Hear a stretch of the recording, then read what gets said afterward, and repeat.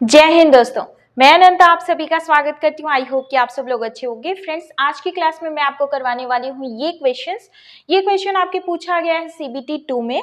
तो चलिए स्टार्ट करते हैं, देखते हैं कि ये क्वेश्चन क्या है, क्योंकि आपके CBT 1 में भी आ सकता है या फिर आप अदर एग्जाम्स की तैयारी करें जिसमें मैथ्स आता है तो उसमें भी आ सकता है। चलिए देखते हैं। एक निश्चित धनराशि 40% वार्षिक चक्रवृद्धि ब्याज की दर पर 2 वर्ष के लिए निवेशित की गई थी।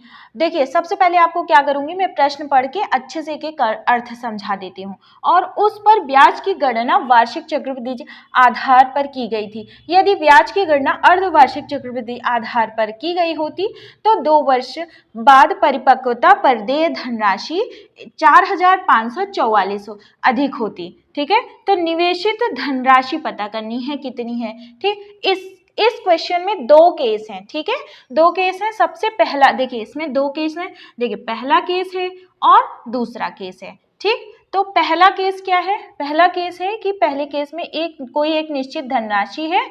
तो निश्चित धनराशि का मतलब होता है मूलधन। ठीक है, कोई मूलधन है जिसको 40% वार्षिक चक्रवृद्धि ब्याज की दर पर क्या किया जाता है? निवेश किया जाता है। तो रेट कितना दिया गया है? 40% दिया गया है। अच्छा, अब रेट पता चल गया है तो टाइम कितना है यहाँ पे? 2 वर्ष के लिए। टाइम कितना है? 2 वर्ष के लिए निवेश किया गया है और उस पर ब्याज की गणना वार्षिक चक्रवृद्धि आधार पर की जाती है। तो मतलब पहला जो केस है, इस केस में क्या हो रहा है? वार्षिक चक्रवृद्धि ब्याज हो रही है। ठीक है, वार्षिक गणना करी जा रही है।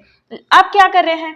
अब है सेकेंड केस। यहाँ पे जो सेकेंड केस है इसमें क्या कह रहे हैं? सेकेंड केस कह रहे हैं यदि ब्याज की गणना अर्धवार्षिक चक्रवृद्धि आधार पर की गई होती, इसका मतलब सेकेंड केस पे अर्धवार्षिक है। ठीक है, अर्धवार्षिक है ना। अब यहाँ पे क्या है? यहाँ पे ब्याज की गणना अर्धवार्षिक है तो 2 वर्ष के बाद परिपक्वता पर देय धनराशि 4,544 अधिक होती। सबसे पहले हमें क्या करना है? अर्धवार्षिक वाला पूरा यहाँ पर डाटा लिख देते हैं। अर्धवार्षिक के लिए भी जो प्रिंसिपल है वो तो मूलधन उतना रहेगा ही रहेगा। ठीक है, अब रेट कितना रहेगा? देखिए, रेट जो है 2 वर्ष के लिए ना अर्धवार्षिक है। 2 वर्ष के लिए अर्धवार्षिक है, मतलब अर्धवार्षिक क्या होता है? 6 महीने का पेयर ही तो होता है। 6 मतलब 4 हो गया। तो 4 स्लॉट्स बन जाएंगे 2 साल के लिए। 4 स्लॉट्स बन जाएंगे 2 साल के लिए। ठीक है, तो 4 स्लॉट्स बन गए टाइम के। अब यहाँ पे रेट में क्या होगा? रेट में क्या होगा? जो रेट यहाँ पे 40% है ना, अगर एक वर्ष में 40% है, इसलिए जो आधे वर्ष में क्या हो जाएगा? आधे वर्ष में 40 का आधा हो जाएगा, 20% रेट हो जाएगा। अब क्या कह रहे हैं? यहाँ पे जो अमाउंट मिलेगा, ये जो A2 मिलेगा, यहाँ पे जो अमाउंट मिलेगा और यहाँ वाले जो अमाउंट मिलेगा A1 मिलेगा। देखिए क्या कह रहे हैं? तो 2 वर्ष के बाद, 2 साल के बाद क्या होता है? देय धनराशि 4,544 अधिक होती है। तो देय धनराशि क्या होती है? देय धनराशि होती है, अमाउंट ही तो होती है, मिश्रधन ही तो होता है देय धनराशि। तो ये जो है, ये जो A2 होता वो A1 से कितना अधिक होता? 4,544 अधिक होता। इसका मतलब हमको निकालना क्या है? हमको निकालना है A2 माइनस A1 निकालना है। ठीक है, A2 माइनस A1 निकालना है। और उसके बाद यहाँ पे पूछा क्या गया है? पूछा है धनराशि पूछी गई है। ठीक, तो हम लोग ये फॉर्मूला जानते हैं ना, अमाउंट का फॉर्मूला जानते हैं ना। क्या होता है? P बराबर होता है 1, देखिए A बराबर क्या होता है? P और 1 प्लस R अपॉन 100 होता है। लेकिन यहाँ पे एक चीज हमने क्या किया? A2 माइनस A1 किया है, तो A2 के लिए जो P होगा वो तो बराबर ही होगा, इसलिए हम क्या करेंगे? P को कॉमन ले लेंगे।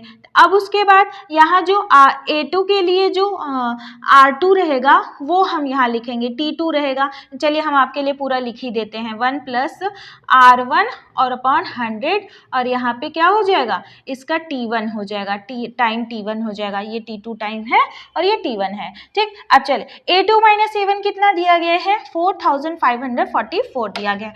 4,544 दिया गया है। अब प्रिंसिपल तो पूछा ही ही है, मूलधन पूछा ही है। अब क्या कह रहा है, रेट जो R2 है ये कितना है, दूसरे केस में रेट 20% है, तो 1 + 20/100 और उसकी पावर टाइम कितना है, टाइम के 4 स्लॉट्स हैं तो यहाँ पे 4 लिख दिया, माइनस उसके बाद 1 + R1 कितना है, R1 1 वाले केस में क्या है 40% है तो 40/100 हो जाएगा। ठीक है, उसके बाद क्या करना है, उसके बाद हमें टाइम T1 लिख देना है। T1 कितना है, 2 है, टाइम T1 2 है। उसके बाद यहाँ पे हाँ ये देखिए ऐसे कर देना है, उसके बाद ऐसे पूरा ब्रैकेट बंद कर दें।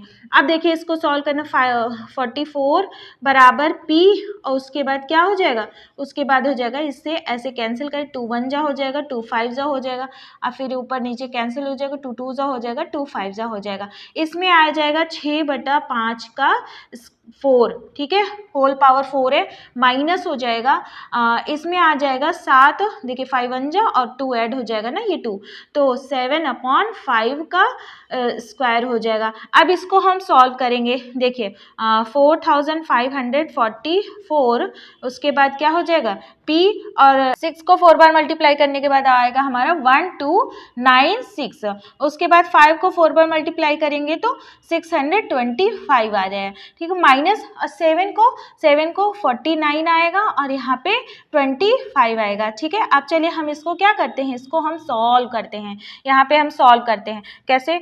4544, देखिए यहाँ जगह नहीं थी ना इसलिए हमने यहाँ पे सॉल्व किया। ठीक है, 44 = कितना हो जाएगा, P तो हो ही जाएगा,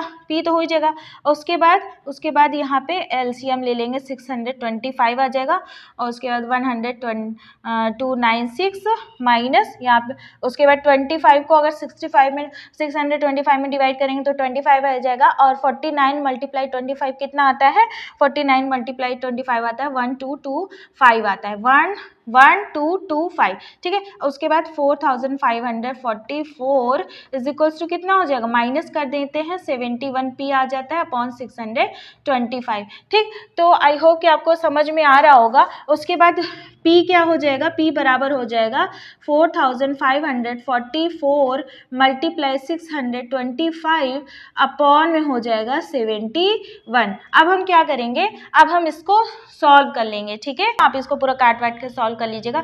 जब काट के सॉल्व कर लेंगे तो ऑप्शन नंबर बी आ जाएगा, मतलब 40,000 क्या आ जाएगा, धनराशि आ जाएगी जो कि इन्वेस्ट की गई थी। तो आई होप कि आपको ये मेथड समझ में आया होगा और इसमें छोटी छोटी मैं ट्रिक बता दे रही हूँ। जैसे मैंने आपको एक्सप्लेन करने के लिए इतना लिखा है, आप इतना मत लिखिएगा, आप डायरेक्ट यहाँ से यहाँ कर सकते हैं, तो इतना ज़्यादा स्टेप आपका गायब हो जाएगा। और कुछ चीज़ें हैं जैसे मैंने इसको ऐसे ऐसे लिखा है, तो आप एग्जाम में ये देखिए केस 1 वाला लिखने की आपको ज़रूरत नहीं पड़ेगी, केस 2 ही वाला आपको लिखने की ज़रूरत पड़ेगी। लेकिन फिर भी जब आप थोड़ा सा एक्सपर्ट हो जाएंगे इस क्वेश्चन को लगाते लगाते तो आपको ये वाला केस भी लिखने की ज़रूरत नहीं पड़ेगी, आप डायरेक्ट यहाँ पे वैल्यू पुट करिएगा, उसके बाद अपना आंसर पा जाइएगा। ठीक है, तो आई होप कि आपको ये मेथड समझ में आया होगा और अपने फ्रेंड्स के साथ ज़रूर शेयर करिए जिन लोगों का NTPC है या GD है या फिर ऐसा कोई एग्जाम है जिसमें मैथमेटिक्स आती है। ठीक है, फिर मिलते हैं नेक्स्ट क्लास के साथ, तब तक ले बाय बाय, टेक केयर, नमस्कार, जय हिंद।